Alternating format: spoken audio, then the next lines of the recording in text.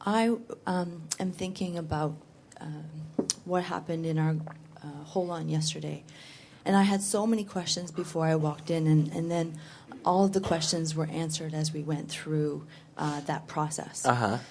And then I'm relating it to evolving culture and the process of doing that.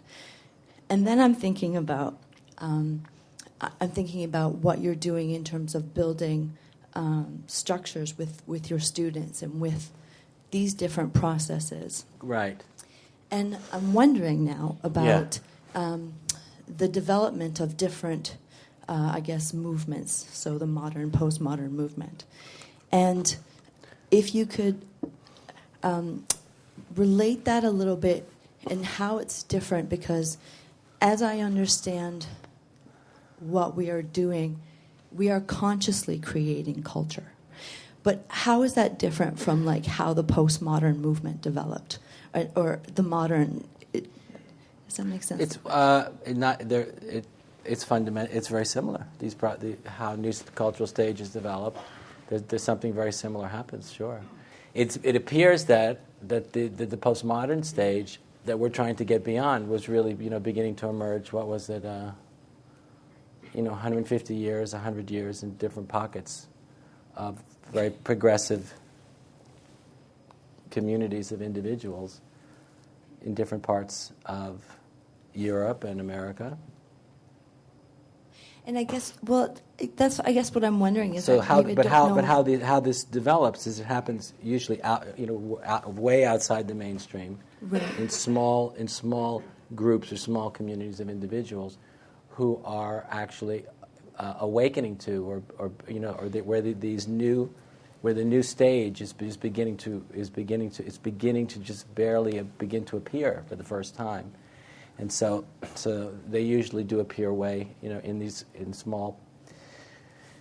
among small groups of individuals who are ahead of their time. That's how it works. I guess the question is, so I guess we can look back and see how cultures were created in history, but it's hard to look forward. Well, it is, but what's very different is as these new emergent stages, as these new emergent stages appear, there's more. They appear more and more consciously.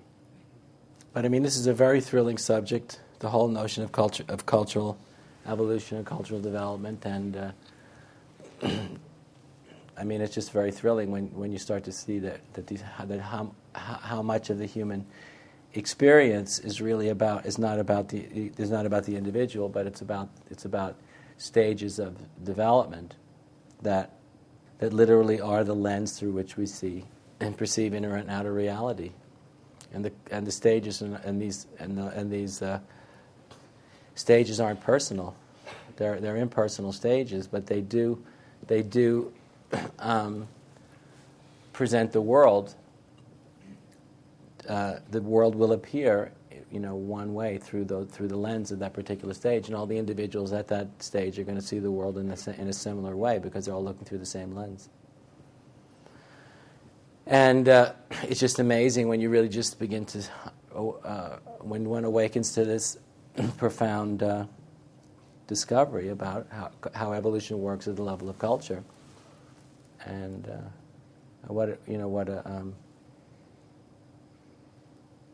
it's very liberating, and it's very just absolutely amazing to begin to see and understand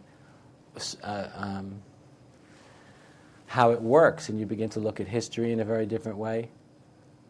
You look at ancient history and also modern history and contemporary events in the same way as we begin to see each other as individuals through the lenses of these different stages of development. And it doesn't answer every question, but it helps us to see so more, and it helps us to understand so much more of why, at the level of culture, things are the way they are. As I said, it doesn't answer every question, but it answers so many. And it also helps us to see this larger developmental process at work through kind of a very big historical lens. So you're really you're really seeing everything from the perspective of at least from the perspective of cultural evolution. Just you see what's happening here through the lens of like 50,000 years of development. And of course, we're really not paying attention to much that happened, before 5,000 years ago or 10,000 years ago. But still, you start to see it. You start to see everything through this lens, and then you start to see something's trying to happen. When you really begin to understand how the emergence of each new stage is an actual developmental leap forward in human consciousness, and you can begin to see it objectively, and you can see how human culture has evolved and developed for the better in the most extraordinary, profound, meaningful ways throughout history. And so then it also becomes another source of self-confidence, spiritual self-confidence in terms of evolution as itself, because you realize, well, something's really trying to happen. And then you begin to see, and I was speaking about this, in a very simplified way yesterday, but, the evolution of, for example, I was describing when I was using the most basic evolutionary developmental stage distinctions. We're talking about the evolution of morality, and in this case, the evolution of morality is just very specifically a capacity to include more and more, as Ken Wilber says, to include more and more of the cosmos in our consciousness.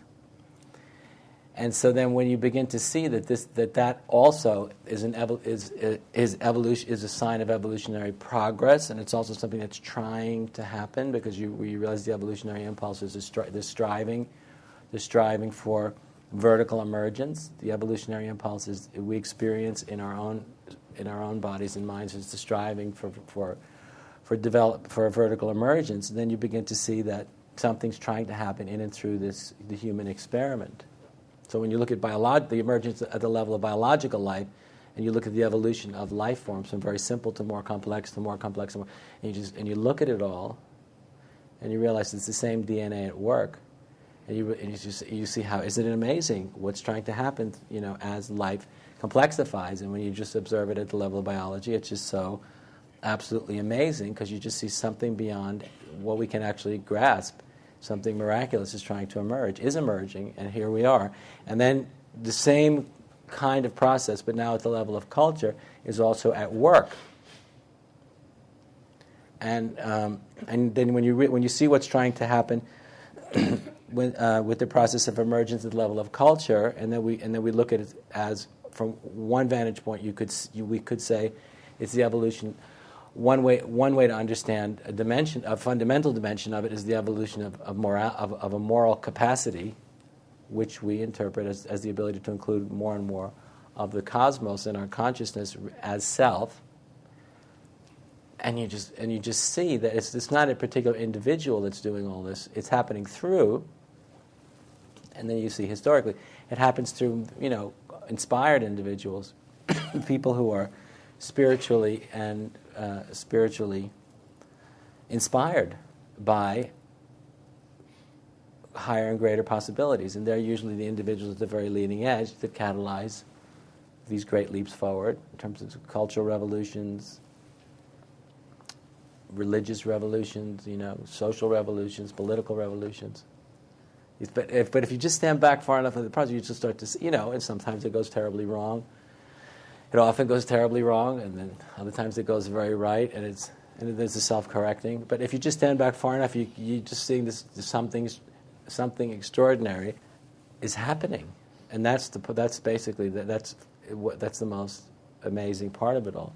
And obviously, what we want to do here on this retreat, as we've been talking about, is to, if we're interested in evolutionary enlightenment, and we want to become evolutionarily enlightened individuals, then we were talking about early in the retreat together. That's the new big idea, and that's the big miracle that transforms everything and becomes an absolute non-relative source of meaning and purpose.